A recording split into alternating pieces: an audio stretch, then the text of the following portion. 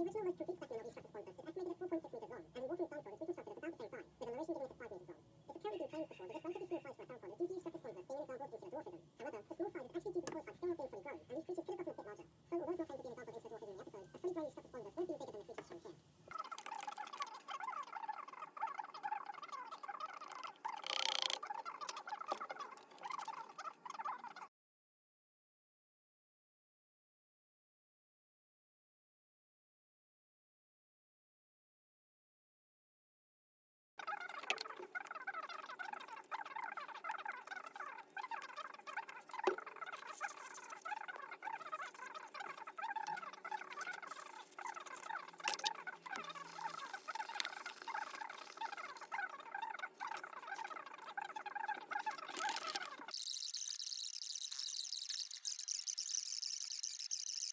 An idea of that various crested and uncrested specimens of the Ornithocaridae family were evidence of sexual dimorphism in one species. The males have displayed this, while the females lacked